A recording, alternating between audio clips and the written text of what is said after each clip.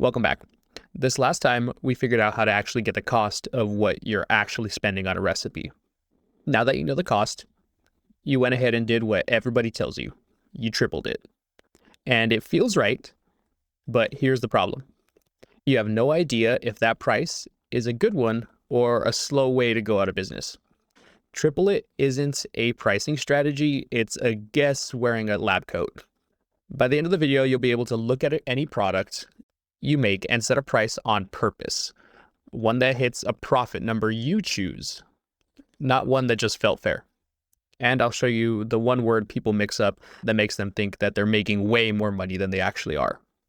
For those of you that don't know me, my name is Anthony. I've been in the restaurant industry working for Fortune 500 companies for the past 10 plus years, helping them grow and scale and establish systems and routines that set them up for success and got them to be the giants that they are today.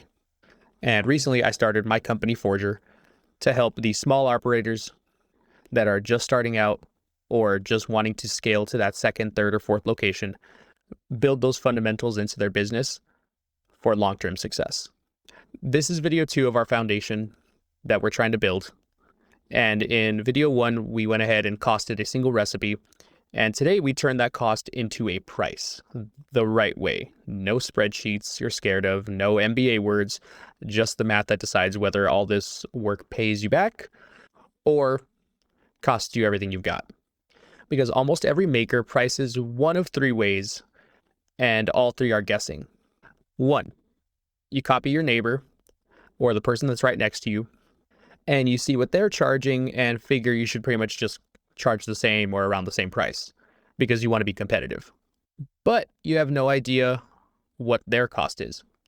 Maybe they buy in bulk, maybe they're losing money, you just don't know. You just copied a stranger. And that's a mistake. Way number 2, you use the good tried and true rule of thumb, which is 3xing. We'll come back to that one because it's the most popular way to underprice yourself that there is. And number 3 is going to be pricing based off of feeling. And we mentioned it a little bit in the last one, but this is where a lot of people get caught in their trap. And they just feel like this price is fair or think that this price is too much, so they'll drop it down. And what you end up doing is causing yourself a pay cut out of guilt. Now, here's the word that costs people a lot of money. Markup versus margin. And they are not the same thing. But almost everybody uses them the way they are. But almost everyone uses them as if they are. Markup is how much you add on top of your cost. It's measured against what the thing costs. And margin is how much the final price you actually keep. It's measured against what the customer pays. Same product, 2 different denominations. Watch what that does. Cookie costs 60 cents. Say I add 60 cents on top of it and sell it for $1.20. My markup, I added 60 cents onto a 60-cent cost. That's a 100% markup. Sounds huge. My margin, I keep 60 cents out of a $1.20 sale. That's 50% margin. Same cookie, same $1.20.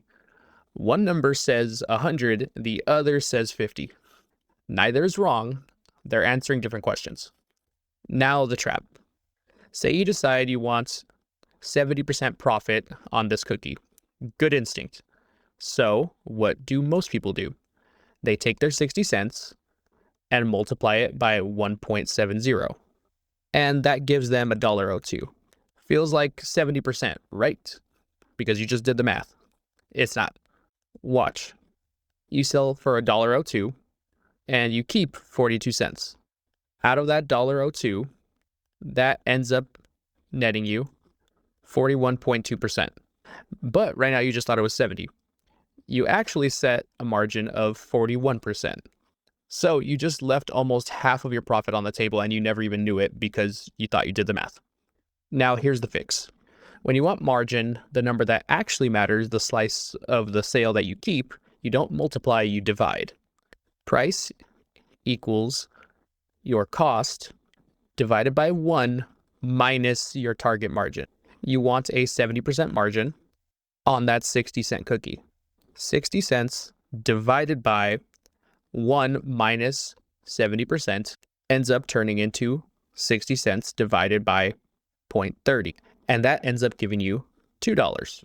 Now, that's the honest price for the profit that you said you wanted. $2 for a cookie might make you flinch. Now, sit with that flinch. That's the feels fair trap talking. The math isn't wrong. Your gut is just used to undercharging. We'll deal with the flinch in a second as well. Cookies are clean. Let's do something a little bit messier. A jar of jam, because fruit in jars and lids make the cost jump around a lot. Say a jar costs you $3.10 all in, ingredients and the jar. You want 65% margin. A little richer because jam's a gifty product that people pay for. The price equals 310 divided by 1 minus 0.65. That ends up equaling 3.10 divided by 0.35. And it ends you with a final cost of 8.86. Now, that price is a little bit weird, and you could leave it like that, but best thing to do would just be to round up to $9 to make it look a little more attractive and less jarring and weird. And that ends up putting your actual profit margin at around 66%. You round it up, so you made a little more profit. And nobody's going to really blink an eye at 8.6 versus $9. That's the whole point of doing this by hand. The number doesn't just sit there. It tells you what you're allowed to do. $9 is the decision you made on purpose, not a sticker you're guessing at. And now when the vendor next to you is selling their jam at $7, you're not scared. You do the math on your costs. $7, $3.10 costs, that's a 50% margin. Still fine, but you know it's fine because you can see it. They are guessing. You're deciding. That's the entire difference between busy and profitable. And it's the next video in the series. Now, at this point in the video, why don't you guys tell me in the comments what's one product that you've been pricing by feel, and drop that product down there and what you're charging for it. And maybe we can have a little conversation about what it's actually costing you and what margin you should be running for it. All right, cool. We covered the fundamentals. How can we make this a little bit easier in the long run? Because prices fluctuate constantly, and doing this by hand every single time price changes just to make sure your margin is fine can be a little bit exhausting. And especially when you're starting out, you probably don't have enterprise level software that is going to allow you to automatically track your invoices and adjust your costs every time something changes. But with the help of Claude, we can make this a little bit easier for ourselves. Some things to watch out for. Again, covered in the last video, careful with how you prompt things into AI systems like ChatGPT, Claude, Gemini, because these assistants are very good at believing numbers that are wrong. So as an example, if you were to prompt, I make cookies that cost 60 cents and I want a 60% profit margin, what should I charge? It may just spit out 96 cents. But again, we learned how to do the math, so we can catch that that's actually just a markup and not the right margin that we want. Now, within these models, there's different tiers that you can be using. Most of the higher end ones won't run into this issue as often, but if you're using the very base model on Claude, which is called Haiku, it may have those issues. But easy way around it is just prompting it correctly. So using this formula at that same 60-cent cost with a desired 60% margin, what should you charge? Then it'll actually spit out the right answer for the profit margins that we actually wanted. Now, something I do for my clients is also recipe standardization. So things like this, where I take the recipe, go ahead and standardize it, and give you a little bit more of a higher level view of what these recipes are. And all these prices can end up being adjusted within it and even scaled down for yourself or your workers so they can actually live and breathe and show you, and especially your leaders, what they're actually looking at whenever they're making a recipe. Something like this I find very useful for your higher level leaders. Say you have a manager that you're trying to develop and grow with you. It's extremely useful for them to see something like this so they can get the breakdown. Whereas something like this is a little bit better when it comes to the method of prep for your frontline workers, just to get their bearing on how to prep these items. So if something like this is interesting for you, again, my company Forgr is where I do some of this consulting work. So feel free to reach out in the description, send me an email, and we can take a look at what it is you're looking for and how we can work together on making your business more profitable or growing and scaling through things like this. Now, 3 mistakes people end up making before you guys end up going. And if you're making any of these, you're leaving money on the table right now, and it's something you should take a look into. 1 is pricing things off of markup and not margin. And that's the whole trap that we just went over, where you think you're at a certain point with your margin, but you're actually pricing out your markup, and it ends up leaving you with a lot lower than you think every time. Number 2 is blind competitor matching. A lot of people end up doing this. They'll take a look at the businesses around them and people that are selling similar products. And while that is extremely valuable to know and see where your price point is sitting, if you're doing it without knowing what you are making, that's where you'll run into a lot of issues. Because for all you know, you're using a way better quality product than your competitor, which is costing you more. And then the third one that I do see people doing all the time is discounting blindly. They'll run a 20% off or 15% off or $5 off, and they don't actually know what that is doing to their margin.